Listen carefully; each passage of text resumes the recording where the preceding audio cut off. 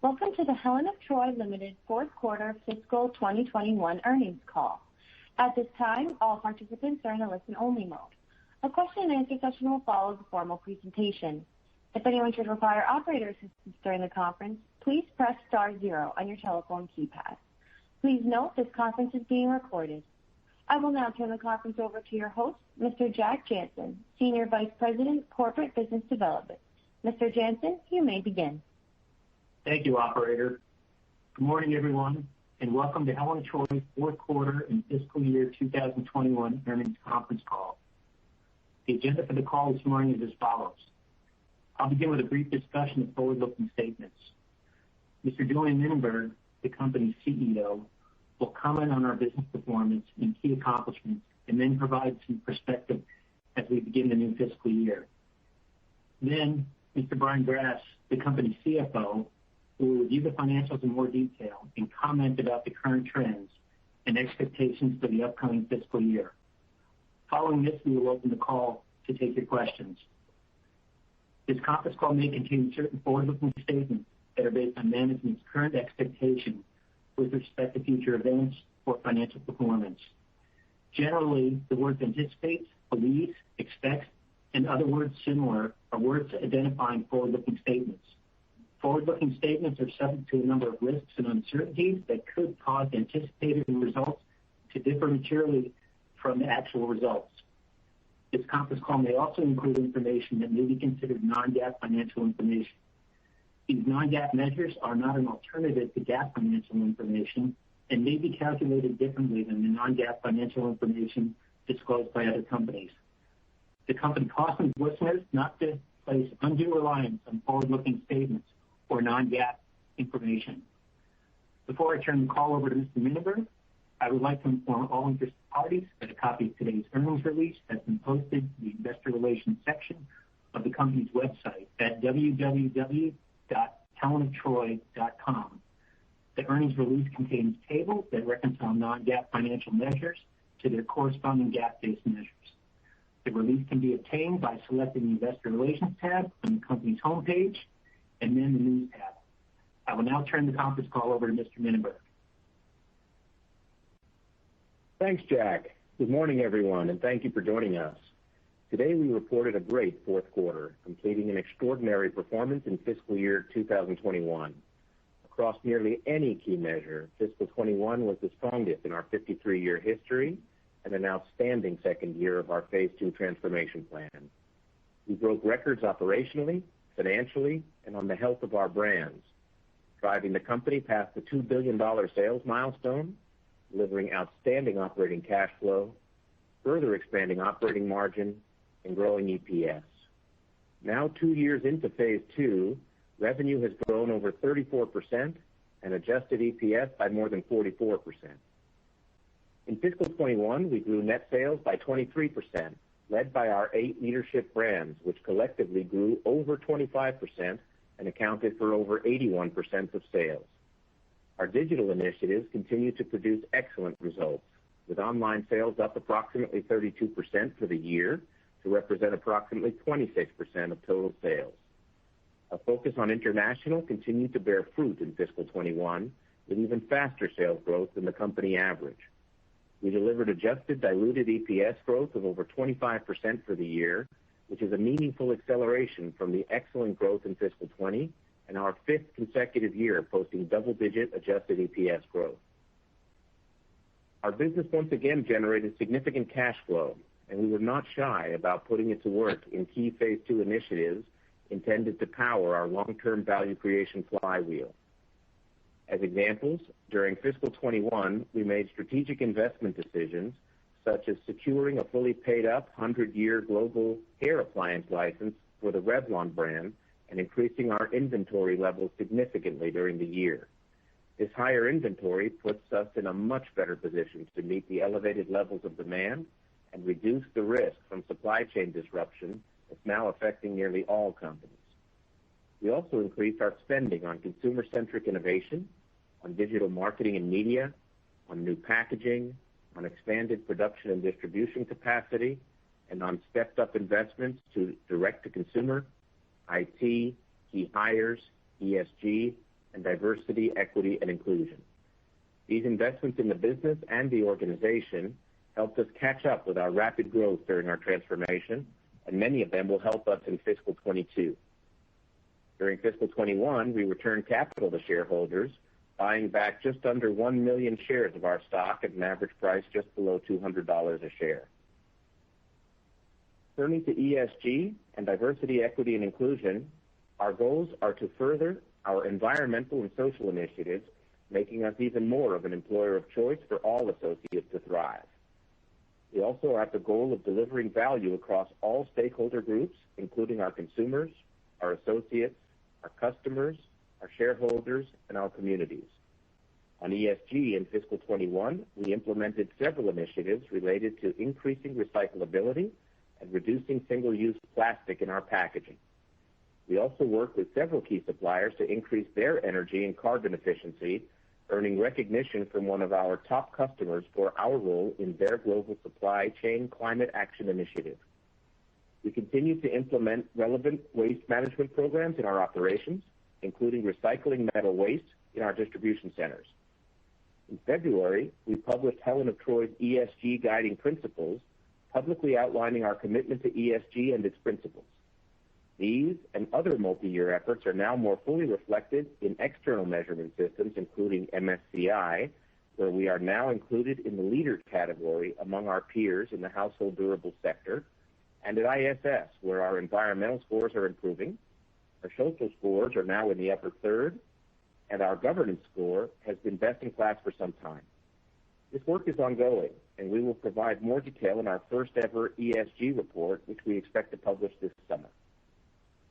On diversity, equity, inclusion, in fiscal 21, we followed our public statement about Helen of Troy's strong commitment to DE&I with major internal initiatives to make our action plan strategic, impactful, and enduring.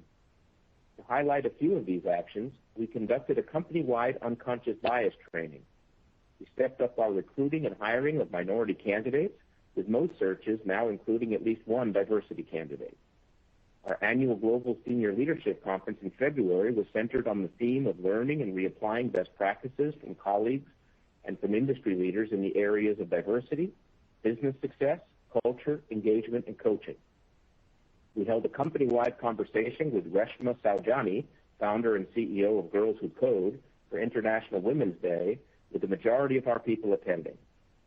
We launched a new program for donating time and funds to diversity causes, which includes adding a second paid day off for our associates to donate their time to causes of their choosing.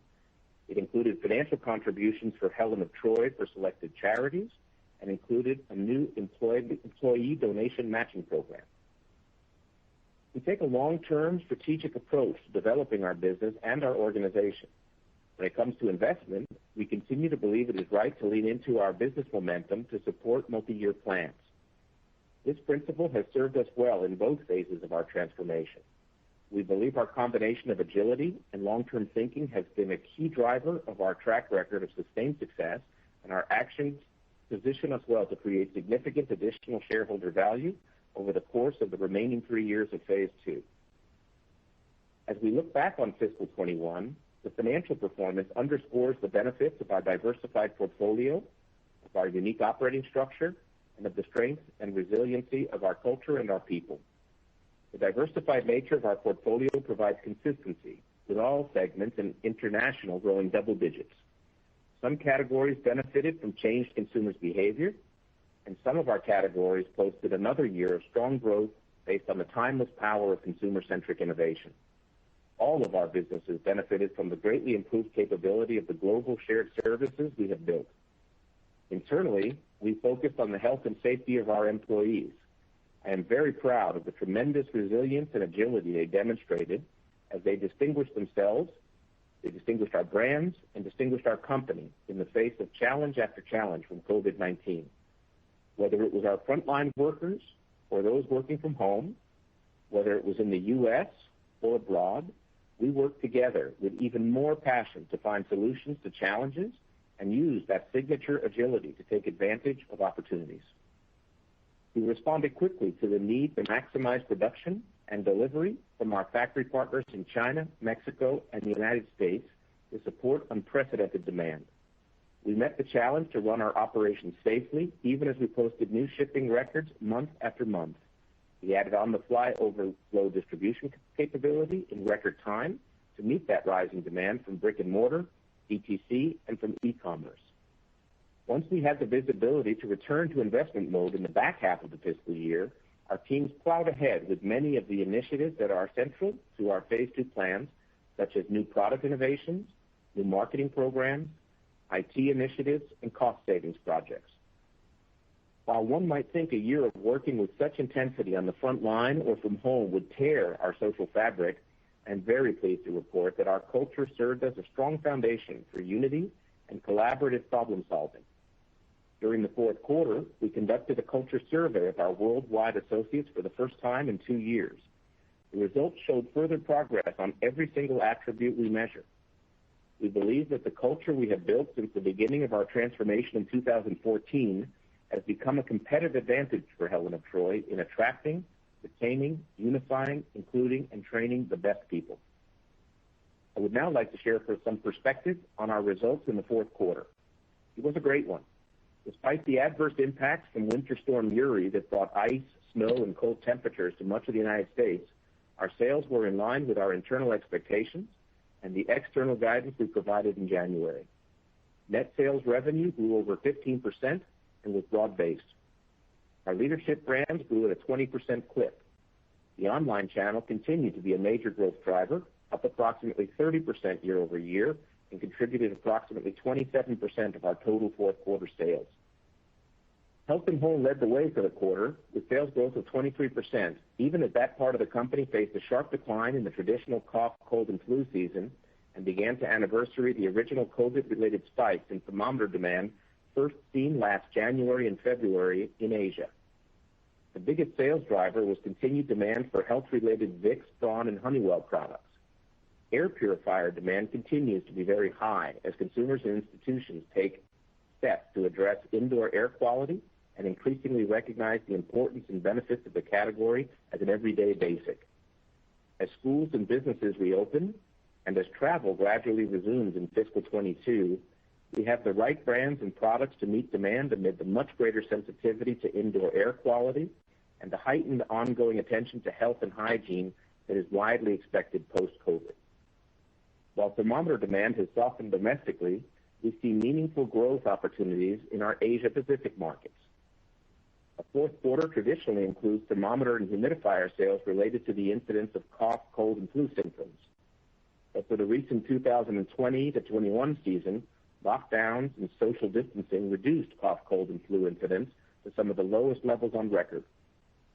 As planned, we continue to invest behind many strategic initiatives during the quarter, such as marketing campaigns and materials, new product development, direct-to-consumer, and new hires. In fiscal 21, and especially in the fourth quarter, we invested in initiatives with strategic importance, such as increasing the household penetration of air and water purifiers, encouraging filter replacement, growing our share of no-touch thermometers, and long-term awareness builds for our Honeywell, Pure, and Braun products. Health and Home continues to distinguish its brands with consumers. We are pleased to report that our Braun franchise has recently been awarded with 2 coveted product design awards. Our Braun nasal aspirator earned a prestigious Red Dot Design Award, and our no-touch forehead thermometer was honored with a Good Design Award. Braun no-touch thermometer and its ergonomic design is especially sought after for its non-contact benefits, which extend well beyond COVID-19 to timeless situations, such as when a parent needs to accurately measure the temperature of a sleeping child. In our houseware segment, fourth quarter total net sales increased by over 12%. Our housewares portfolio mix of OXO products that excels indoors and Hydro Flask's compelling indoor and outdoor lineup provide consumers the world over with outstanding brands and products they love and provide Helen of Troy with attractive diversification. For OXO, the excellent fourth quarter performance rounded out a brilliant fiscal 21. The strong growth in the quarter was broad-based across U.S. brick and mortar, e-commerce, direct-to-consumer, and international. Explosive growth in pop containers, coffee, utensils, baking, in food storage came in part from the combination of the work and learn from home trend during COVID-19, and in part from the brand's unique ongoing ability to deliver quality, design excellence, and innovation for consumers. Now 30 years into its distinguished history, the brand continues to earn additional distribution and market share. Last month, OXO was recognized by the NPD Group during their 8th annual Home Industry Performance Award as the brands with the largest dollar share increase in the food storage category in the U.S. for calendar year 2020. This is the 4th consecutive year in which OXO's market share gains have been honored by NPD. As we now have access to additional share data in OXO's categories in the U.S. from NPD, we are also pleased to confirm OXO's #1 overall share position. OXO also continued its long tradition of earning prestigious awards for its outstanding design and products in fiscal 21. In recent months, it distinguished itself with a Red Dot Award for steel pot containers, 6 IF Design Awards, a Green Good Design Award, and editorial awards from leading influential publications like Good Housekeeping for its storage products, Better Homes and Gardens in their Clean House Awards, and 15 awards from The Kitchen in their annual Kitchen Essentials Tool Edition. We expect much of the ground gained in fiscal 21 to be sticky for OXO. The brand has a long track record of growth in many environments. OXO enters fiscal 22 with increased household penetration and distribution gains, and we expect the number of people working from home to compare favorably versus pre-COVID. Consumers continue to value the safety of home, even as the work and learn from home trend moderates post-COVID. OXO's current and new food storage and its prep and go solutions are a perfect fit for this need.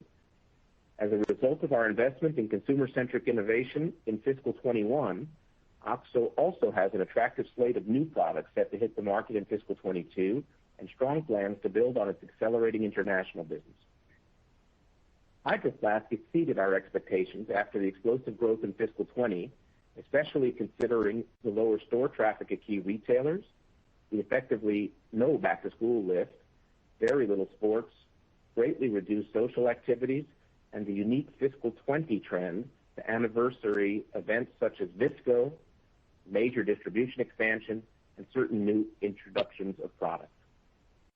The brand continues to see significant international growth and strong DTC sales during fiscal 21, which accelerated during the holidays.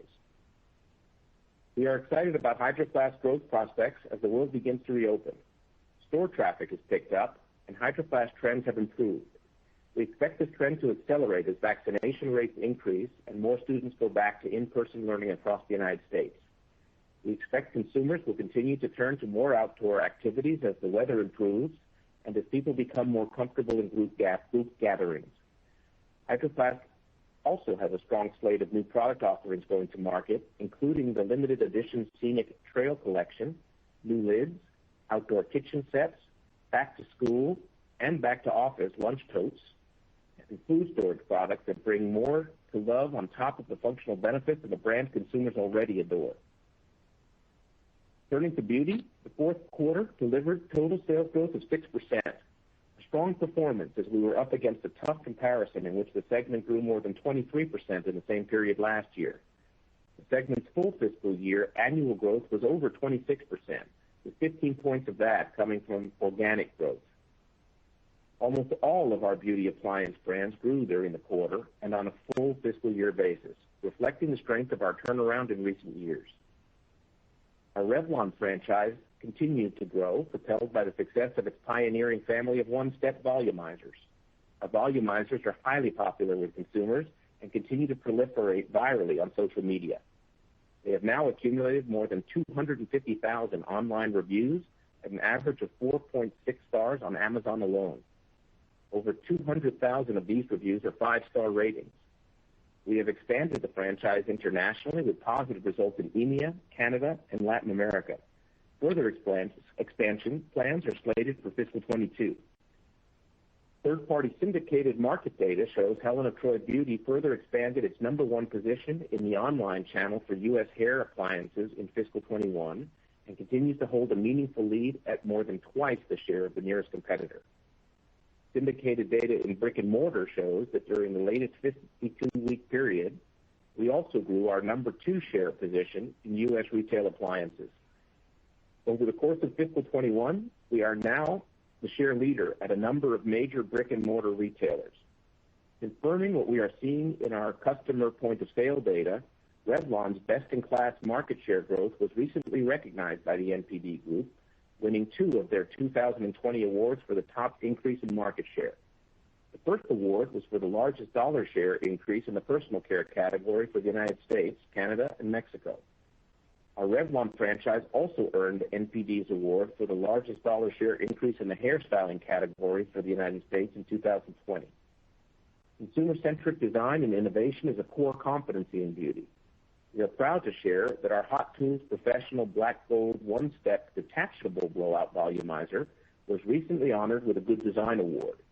It features a unique detachable head for compact travel and is equipped with Vortex bristles and activated charcoal that easily smooth and straighten hair. Rounding out my comments on the business results, I would like to touch on international, which was a standout in both the fourth quarter and on a full-year basis. Doubling down on international is an important strategic choice in our Phase 2 strategy. While the COVID trend helped lift health-related categories internationally, consumer behavior during COVID has been a headwind for many of our other businesses, making the double-digit growth we delivered in all 3 segments for the fiscal year especially meaningful.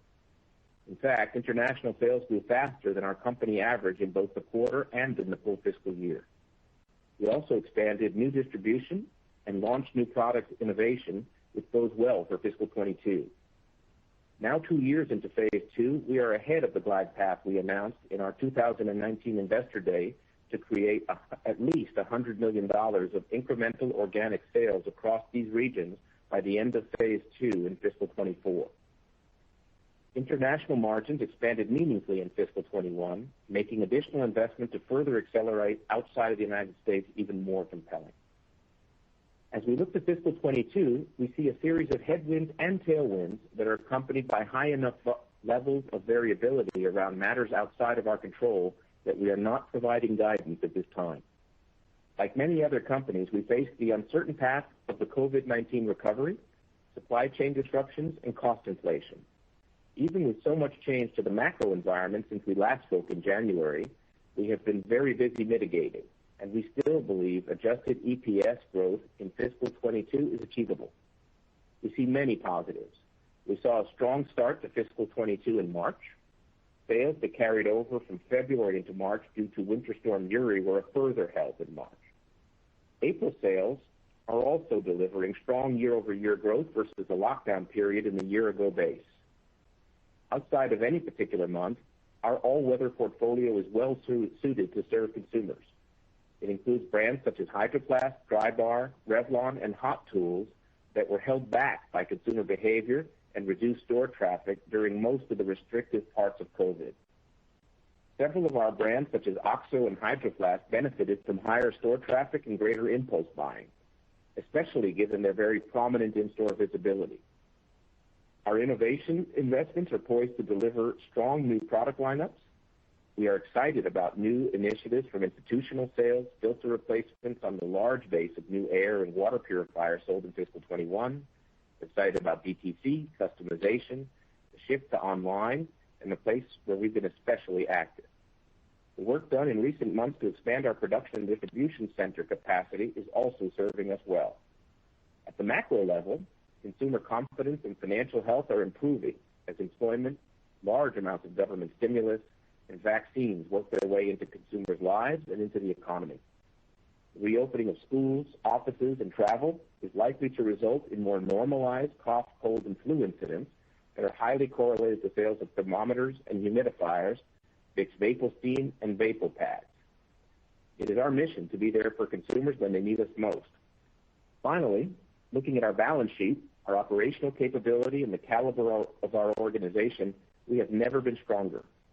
We have a proven, seasoned leadership team, have built an exceptional culture and organization, have significant momentum from 40% sales growth over the past 3 years, and are making investments in the right long-term initiatives.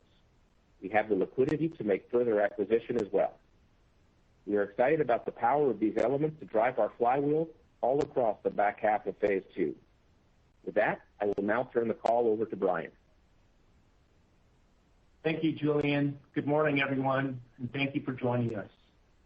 Reflecting on fiscal 21, it was a remarkable year with challenges and adversity unlike I've ever seen. We faced a dynamic and uncertain environment and adapted quickly and decisively to navigate the crisis and help protect our people, our business, our shareholders, and our communities. In the first half of the year, we made choiceful and flexible adjustments to our cost structure while continuing to feed new product development and lean into opportunities to drive healthy and sustainable long-term demand.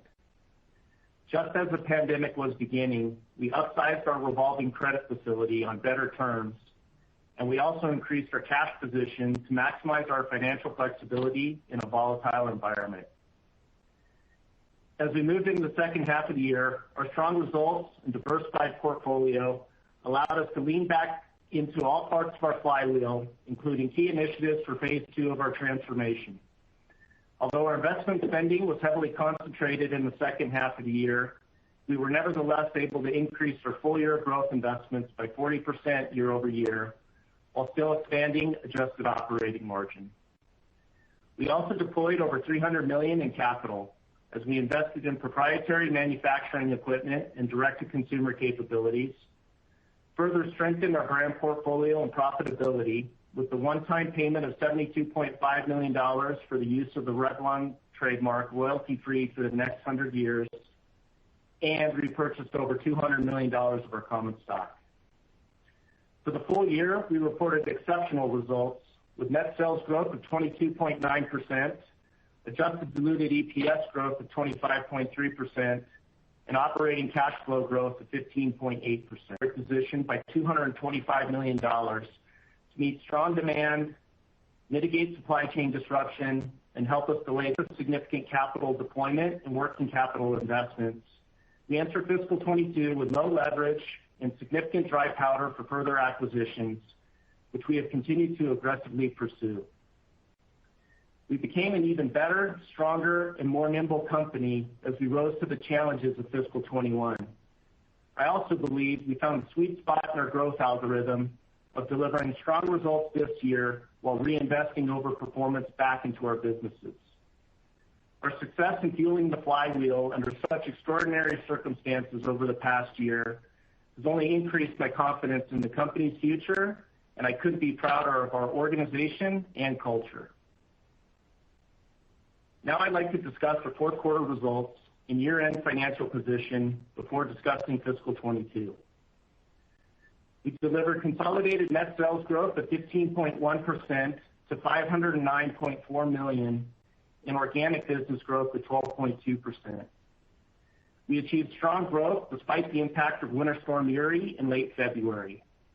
The storm delayed and backlogged freight carriers across the country and prevented us from shipping approximately $15 million of orders from our northern Mississippi distribution centers before the end of the quarter. This adversely impacted our fourth quarter consolidated revenue growth by 3.4% in each of the segments by roughly similar dollar amounts. The delayed shipments will be a benefit to sales growth in the first quarter of fiscal 22. Health and Home led the way in the fourth quarter with 23% sales growth, even as it began to lap higher demand driven by the beginning of the global pandemic and above-average pediatric fever in the same period last year. Housewares continued its consistent growth trend with 12.1% in the fourth quarter, on top of 15% growth in the same period last year, despite significantly lower store traffic at key customers such as Bed Bath & Beyond, Dick's Sporting Goods, and REI, among others. Beauty's growth decelerated compared to the first 3 quarters of the year due to the impact of the storm-related shipping delays and a more difficult comparison to growth of 23.1% in the fourth quarter of last year. Drybar sales for the 8-week period prior to the first anniversary of the acquisition contributed $10.4 million to sales growth and is reported in net sales revenue from acquisition. Drybar revenue for the remaining 5-week period of the quarter is reported in organic business. Our beauty segment continues to see strong overall demand across the brand portfolio, despite soft store traffic at key customers in the professional and prestige channels. We remain encouraged by how well beauty has done during the pandemic and are excited about its further growth opportunities as the world reopens. We drove meaningful gross profit margin expansion of 1.7 percentage points as we continue to benefit from favorable product mix within organic beauty, health and home, and dry bar. These factors helped us offset a less favorable product mix in housewares and higher inbound freight expense. Our SG&A ratio increased 4.3 percentage points to 38.7% as we continue to catch up on human capital spending, make planned growth investments deferred from the first half of the year, and make incremental strategic investments originally planned for fiscal 22 or later. This contributed to a year-over-year increase in growth investments of over 80% in the fourth quarter, largely in line with our expectations. We chose to make selected long-term growth and infrastructure investments that we believe have set us up for success in fiscal 22 and beyond, while also taking advantage of short-term demand creation opportunities. Our SG&A ratio was also adversely impacted by higher outbound freight and distribution expense, higher incentive compensation expense, and higher legal, patent defense, and other professional fees. GAAP operating income was $24.5 million, or 4.8% of net sales, compared to an operating loss of $2.7 million, or 0.6% of net sales in the same period last year. On an adjusted basis, consolidated operating margin was 8.4% compared to 12.2% in the same period last year. The 3.8 percentage point decrease in adjusted operating margin was driven by the increase in growth investments, particularly in the health and home segment, higher freight and distribution expense, and higher incentive compensation expense, partially offset by operating leverage and gross profit margin expansion. Moving on to taxes, income tax benefit as a percentage of income before tax was 2.7%, compared to income tax benefit as a percentage of loss before tax of 48.1%. The year-over-year change was primarily due to the comparative impacts of tax benefits recognized on impairment charges recorded in both periods. Net income was $22.2 million, or 90 cents per diluted share, compared to a net loss of $3.2 million, or 13 cents per diluted share in the prior year. The non-GAAP adjusted income decreased 19% to $38.8 million, or $1.57 per diluted share. This includes an estimated adverse impact from Winter Storm Uri of approximately 20 cents per share. Now, moving on to our financial position and liquidity. We grew operating cash flow by 15.8% to $314.1 million, while increasing inventory by $225 million year over year. As mentioned earlier in my remarks, the inventory build was largely a strategic choice to meet strong demand, mitigate continued supply chain disruption, delay the impact of current and expected future commodity and freight cost increases, and help reduce our exposure to the potential inflationary cycle as we work on further cost mitigation efforts and finalize our pricing strategies. Total short and long-term debt was $343.6 million compared to $339.3 million. This was a sequential decrease from $440.4 million at the end of the third quarter, despite the cash outflow of $72.5 million for the Revlon license, reflecting strong cash flow in the quarter and our decision to hold less safety net cash. Our leverage ratio, as defined in our debt agreements, was 1 times, compared to 1.2 times at the same time last year and 1.3 times at the end of the third quarter. Our net leverage ratio, which nets our cash and cash equivalents with our outstanding debt, was 0.9 times at the end of the fourth quarter, compared to 0.8 times at the end of the third quarter, largely due to the cash outflow for the Revlon license. Fiscal 21 was an extraordinary year in which we grew revenue just under 23% and increased our growth investments by 40%, while expanded expanding adjusted operating margin, and growing adjusted EPS by over 25%. This strength allowed us to accelerate investments into fiscal 21 that would have otherwise occurred in fiscal 22 or later, giving us the momentum of that spend behind the business and much more flexibility in managing our investment choices and our earnings growth strategy for fiscal 22. Even with the elevated base of fiscal 21 and newly emerging cost increases, we remain committed to our long-term growth targets of average annual organic net sales growth of 2.5% to 3.5% and average annual adjusted EPS growth of at least 8% over the remainder of phase 2.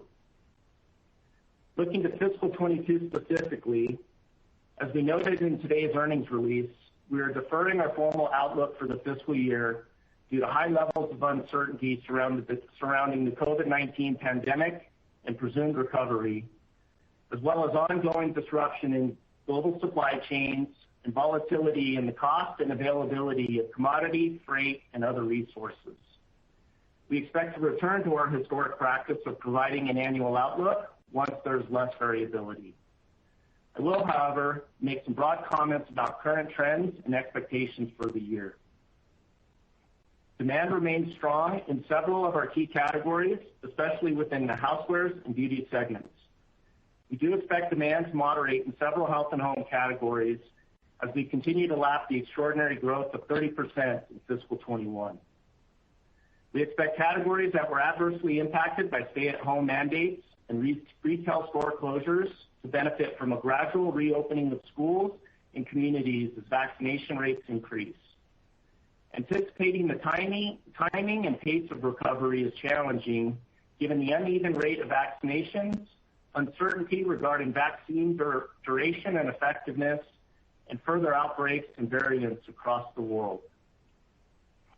Adding to this uncertainty are global supply chain disruptions and industry-wide volatility in the cost and availability of commodities, processors, and freight highs, which increases the U.S. dollar cost of labor and raw materials to our suppliers. Surges in demand for certain products and shifts in shopping patterns related to COVID-19, as well as other factors, have strained the global freight network, resulting in higher costs, less capacity, and longer lead times. More recently, elevated demand for Chinese imports has caused shipment receiving and unloading backlogs at many U.S. ports that have been unable to keep pace with unprecedented inbound container volume. This situation has been further compounded by COVID-19 illness and protocols at many port locations. Due to the backlog and increasing trade imbalance with China, many shipping containers are not being shipped back to China or being shipped back empty, which impacts both availability and cost. As a result, the market cost of inbound freight has increased several-fold compared to calendar year 2020 averages. Although we have secured contracts at below current market rates, it is uncertain how much we will be able to leverage our contracted rates due to supply constraints. All of this has an impact on our ability to forecast our costs and could impact our ability to meet demand if it worsens. In order to adjust to the volatile and uncertain environment, the company has implemented a number of mitigation and cost reduction measures that will remain in place until there is greater certainty and less variability. You've likely seen other consumer companies disclose their intentions to increase prices recently, and inflation-related concerns are debated daily in the market.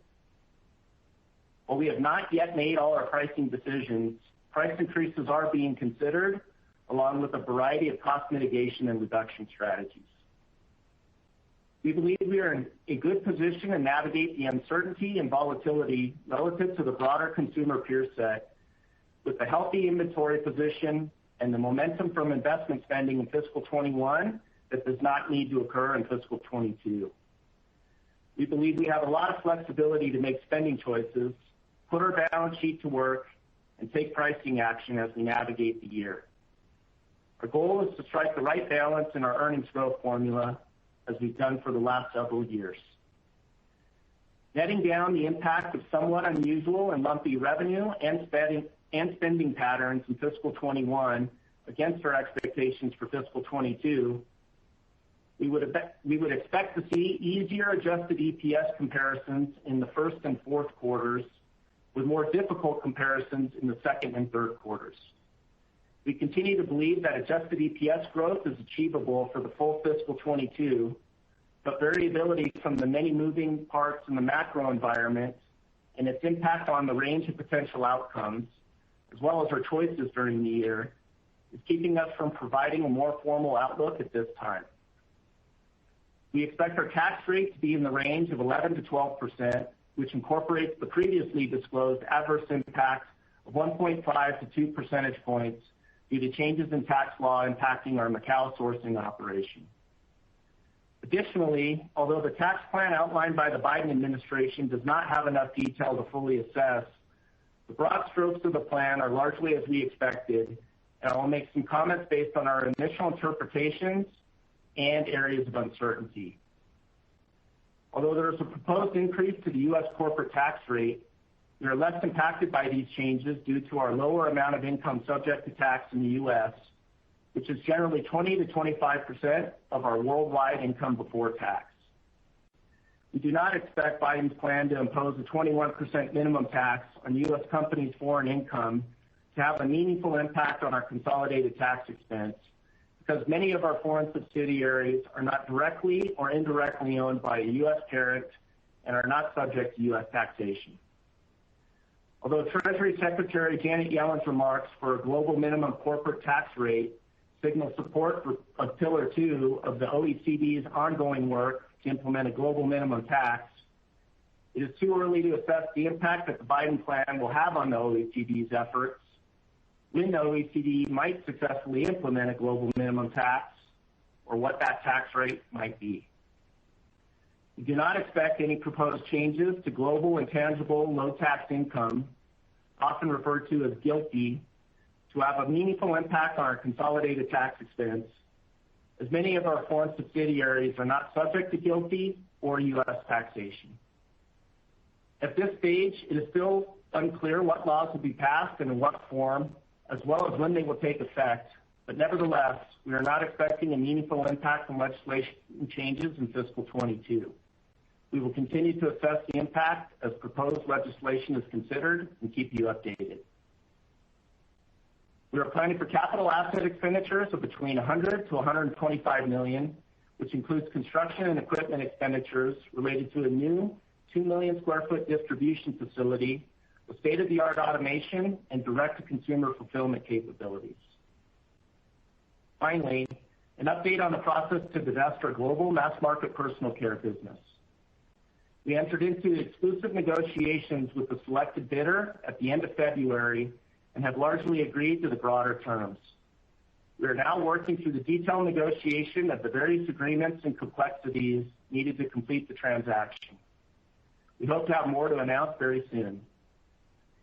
In closing, we are proud of our accomplishments in fiscal 21, which showcase the benefits of our all-weather portfolio, our strong balance sheet, and our scalable operating platform, all supported by an extraordinary team of associates.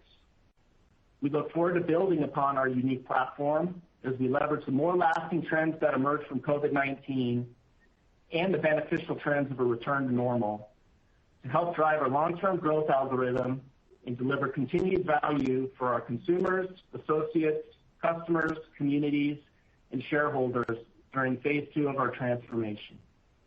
And with that, I'd like to turn it back to the operator for questions. Thank you. At this time, we will be conducting a question and answer session. If you'd like to ask a question, please press star 1 on your telephone keypad. A confirmation tone will indicate your line is in the question queue. You may press star 2 if you would like to remove your question from the queue. For participants using speaker equipment, it may be necessary to pick up your handset before pressing the star keys. Our first question is from Rupesh Parikh with Oppenheimer & Company. Please proceed with your question. Good morning. Thanks for taking my question. So I guess the first area I want to start out with is Health and Home. So the margins were much weaker than we expected. So I was hoping you can provide some more color there and just any way to think about the rates. Yeah, this is Brian. I'm not sure. We tried to be as clear as we could when we specifically called out that health and home would be the most compressed. So maybe it's the extent of the compression that you're referring to, but I think in our prior comments, we pointed to this. And as I said in my prepared remarks, our spending was largely in line with expectations. So I would say there's really not a surprise there from our perspective. It was all intentional.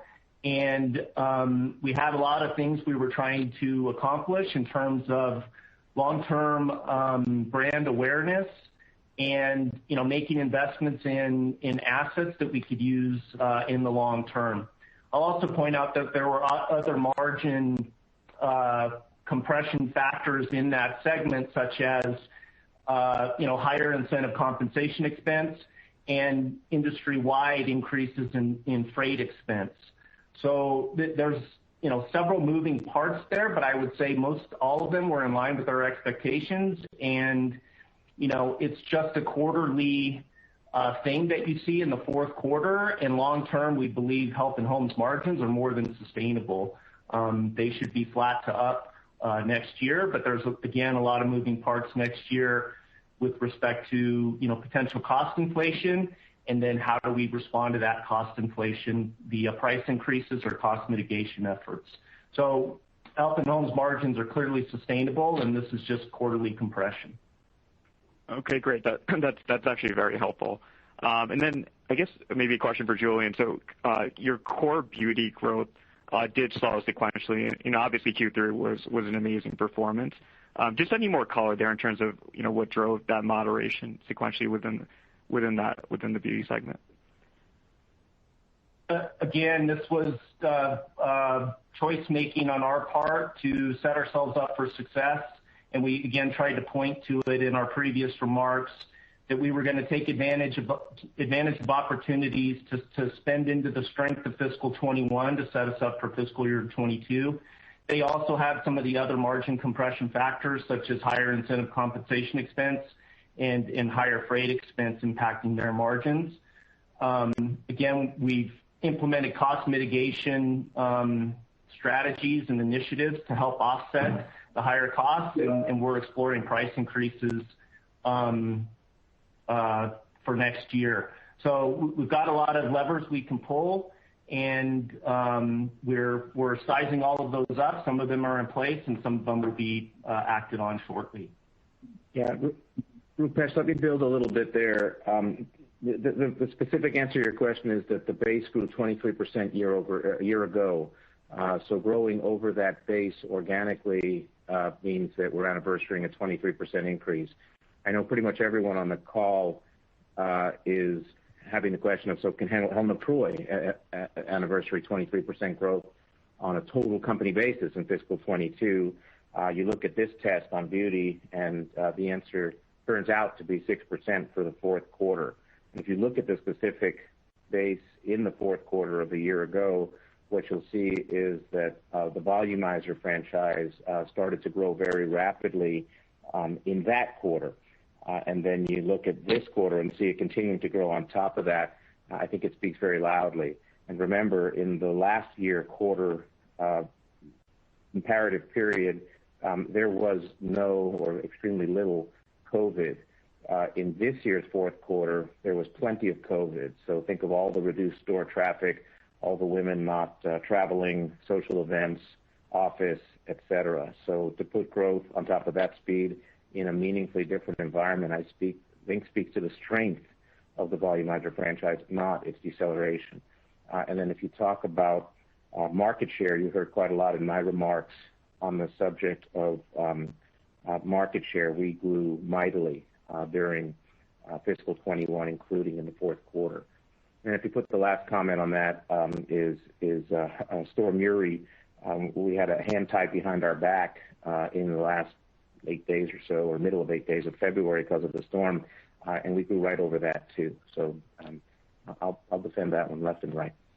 Rupesh, sorry, I misunderstood the question that it was on margins, not revenue. Julian, agree with everything Julian said. Sorry for the confusion. That's okay. And one last quick one, just since we've gotten a lot of questions on this. So inventory did increase pretty significantly, and you guys did telegraph that in the prior quarter's expected increase. So I've been getting questions in terms of, as we look at that inventory increase, any color you can share in terms of what categories drove that increase, and then what would you guys consider? What's like the excess amount of inventory you have versus what you normally like to keep if you didn't have all these risk out there related to COVID? Yeah, let me start on this one. We generally target 3 to 4 turns of inventory a year. So if you take the size of the company and do the math of that, you'll get the answer to what starts to constitute excess. And in the subject of turns, watch out a little bit for seasonality. Right? There's some parts of the year when we sell quite a bit more stuff than in other parts of the year, and some of that is seasonal by category, so it matters a lot which category and which time of year. On the topic of adding more inventory, it was a strategic choice.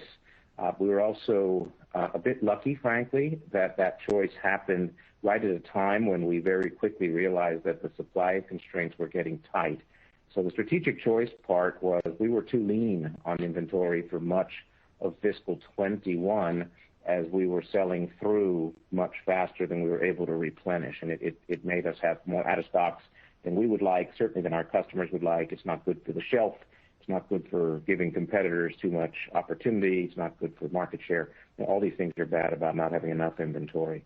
We caught up during the course of fiscal 21, and then at the end of fiscal 21 made a strategic choice to bring in more inventory on certain categories, such as the ones in health and home, where tariff exclusions were set to expire at the end of December 31st, 2021, and we wanted to bring in more product ahead of those tariff exclusions. Very good for cost of goods for obvious reasons, good for margins. And then in the case of the other categories, more than catching up and being ready. You asked about volumizers. In Q1 of the year ago period, we had very little inventory and weren't able to meet a lot of the very big surge in demand. We're no longer in that situation, so you can see that it helps. And then the luckier part was that the timing of that was just before some of the heavy supply chain disruptions were becoming big.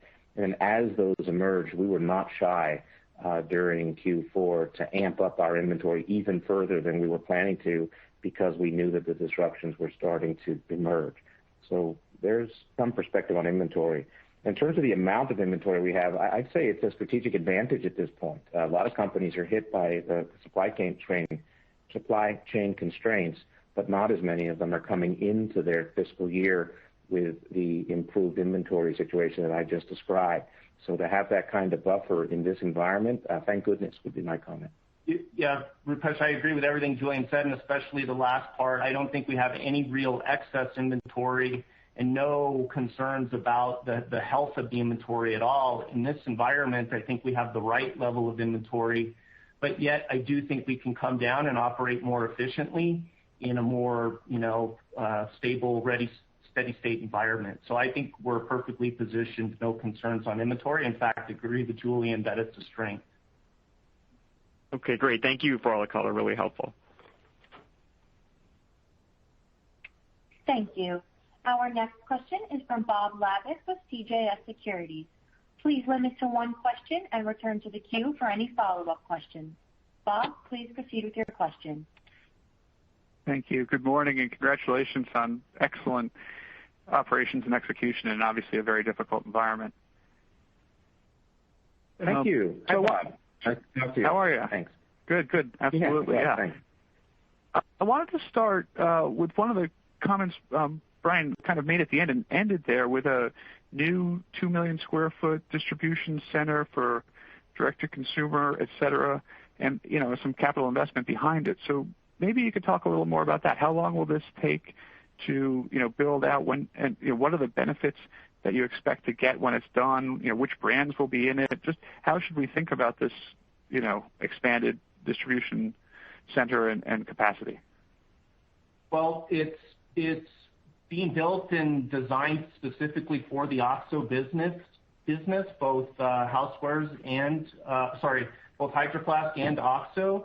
And as we said, it will have state-of-the-art automation and direct-to-consumer capabilities. So it's very exciting for us. It allows us to really kind of expand our distribution footprint, and it it solves distribution needs for the housewares business, but also for the other businesses, and some of them are combined in the same distribution center as housewares currently, and really allows us to tailor each distribution center for each business segment's needs. And so we're very excited about it. It's been delayed. The initial steps of it have been a little bit delayed versus our original expectations, but it should be about 18 months when we're operating out of facility. And the facility also allows us to put in a lot of new software and enhancements and technology and get all that running smoothly, and then be able to roll that out to the rest of the organization as well. So we're very excited about it and looking forward to getting it going. Yeah. And while the facility is dedicated to housewares, the implication of moving housewares out of one of our other facilities has very positive implications on the ability to reconfigure those for the larger businesses that we have, and to re-optimize those older facilities to pick up some pretty significant efficiency gains that has been constrained by us being a bit too crammed in and having to dumb down the best possible configurations to accommodate the different kinds of business.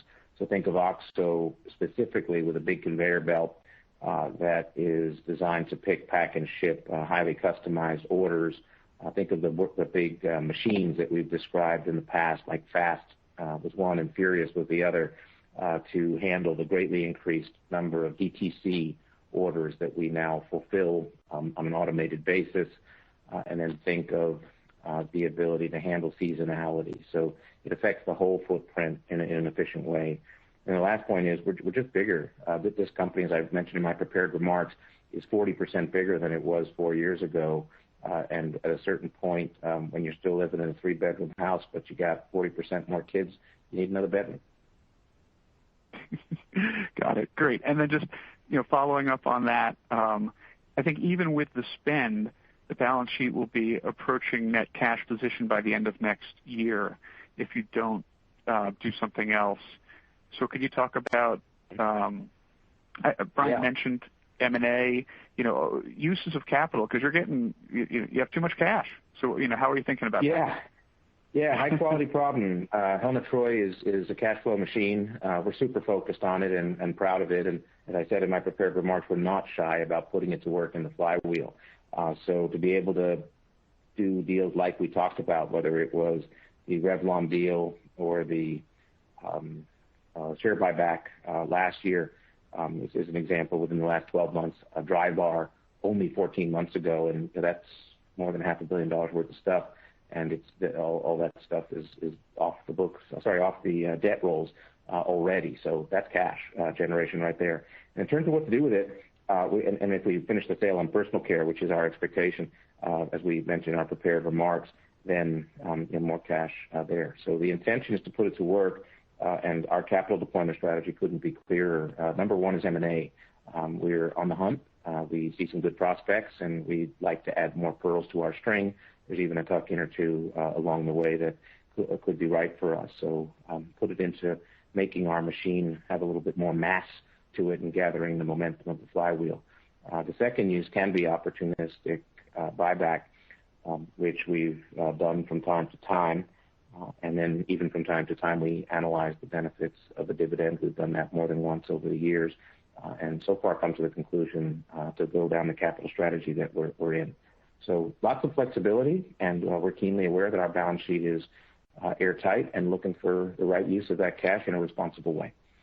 Well, Bob, I just add that we can't give you specifics, but we've got 3 attractive acquisition targets that we're taking a look at of various sizes. So we're excited about that, and we'll see how that plays out. Super. Thank you so much. Yeah, thanks. Thank you. Our next question is from Steve Marotta with C.L. King. Please proceed with your question. Good morning, Julie and Brian and Jack. I have one very quick question and then one a little bit more in depth. Based on commentary regarding March and April, it sounds like quarter-to-date sales are positive. Is that accurate? Yes, we had a very strong March, and we're very pleased with our situation in the beginning of the year. People might get the impression of that's because of the URI revenue that spilled from February into March. That's just as gravy on top. We just had a good March, and then URI actually ended up helping March further.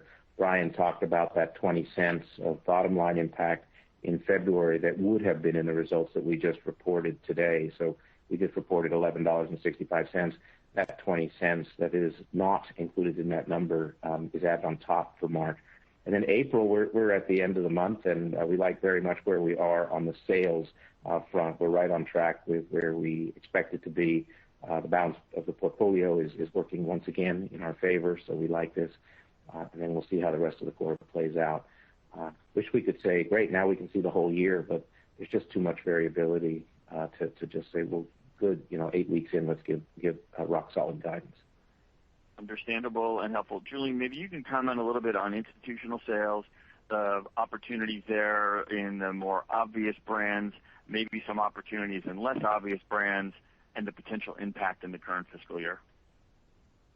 Yeah, I'm glad you asked about this. People asked about it a lot last year because I think they were wondering more about, all those hotels and airlines and stores and things that wanted to check people's temperature or have an air purifier. I think what's really happened here is there is a new normal in a lot of institutions. Think of schools, universities, and secondary schools, where I don't think people would dream, especially these days, of not having an air purifier available for their students or their teachers. Think of hotels where humidifiers, air purifiers, water purifiers, and thermometers. This stuff was secondary equipment and not top of mind. Like the post 9/11 era, where there's just been 20 years of heightened awareness of security and all the products that go with the ability to provide security. So think of cameras and surveillance and things like this. This is a new normal. So we think the institutional market is sticky and sticky beyond COVID. We've now hired in this area. We've had some success. We have prospects in our fiscal 22 budget, and we like it during the tail of COVID, during the whole reopening period. It's a good reopening play because if you want to reopen, you got to do it safe. And then post-COVID, this stickiness that I'm trying to suggest, we think is real, and that's what the institutional customers are telling us. We're also working on institutional products that are specific just for the institutional market. So think of connected devices and certain types of filter change indicators that are wired to a central system, more Internet of Things, these things that are a bit beefier that may not be relevant for a home environment but are relevant for an institutional environment. So we like it. And as for which categories, there's the obvious ones like the ones I mentioned, but it's possible that the institutional markets, like the security comment, are just a little more woken up on the everyday essentiality of these types of categories, as opposed to the, my customers won't come back unless I do more of this right now because COVID is all everybody talks about. Terrifically helpful. Thank you. I'll take the balance of my questions offline. Good. Thank you. Our final question is from Linda Bolton Weiser with D.A. Davidson. Please proceed with your question. Hi. My questions are on the beauty segment. I was just wondering, it sounds like you maybe feel like beauty organic sales can grow in FY22. So I'm wondering on the appliance side, do you have plans for like another major innovation on the order of the one-step volumizer, or do you just see continuing strength of that volumizer franchise? And then on the dry bar side of it, obviously that business will benefit as everything reopens. But have you been able to do any work yet on expanding the dry bar distribution for the products? Thanks. Yeah. Hi, Linda, and thanks for the questions.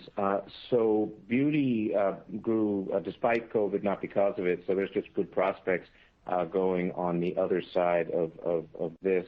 And even right now, you heard my remarks to Rupesh about the strength of the fourth quarter, despite the 6% year-over-year growth. And so we're in a good situation. Innovation has been the core of beauty's turnaround over the last couple of years. For those on this call that have been following us for a long time, they remember the days when beauty was not as consumer-centric and not able to grow its appliance business. The volumizer is not the only driver of that. It's just the biggest one. What really happened was we got woken up on the power of consumer-centric innovation in beauty and then started to come out with a whole bunch of products.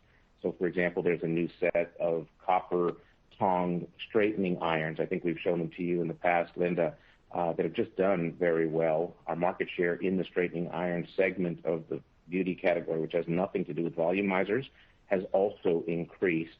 And in the case of curling irons, we're the reigning kings of the salon curling iron business with the gold Hot Tools curling irons. So innovation in those areas is helping us a ton.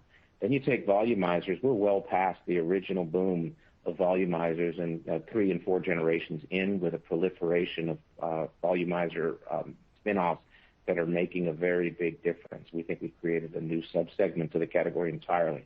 There are 2 or 3 other, I don't know if they're gangbuster innovations of that same level, but they're very meaningful to consumers. We know it from our testing.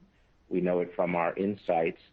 And then on Drybar, we're now extending many of those innovations into Drybar to drive its business at the higher end in prestige so we can capture the good, better, and best of the market. So it goes well beyond volumizer. On volumizer itself, you might think, oh, this train's going to slow. We do see growth prospects for beauty during fiscal 21 with the tailwind from things reopening and also from further international expansion and not just volumizer. On your Drybar question, we are expanding distribution of Drybar, which does help us, and we're also working on international for Drybar. And that said, there's a whole nother play on Drybar, which is the salons are reopening. So as salons reopen, there's just more of everything to do with hair, including blowouts. And the Drybar salons, while they're actually not that big a part of the sales for Drybar, they are a big part of the brand experience and people having a demonstration of those products in use at the hands of a professional stylist on their own hair, which makes them purchase later, either online or in a Nordstrom or Sephora or something else. In terms of specific distribution, Amazon and Macy's are 2 specific examples in the United States where we've just built new distribution, and we're very pleased with the sell-through that we've had so far. Linda, it's Brian. Just a little build on Drybar for me.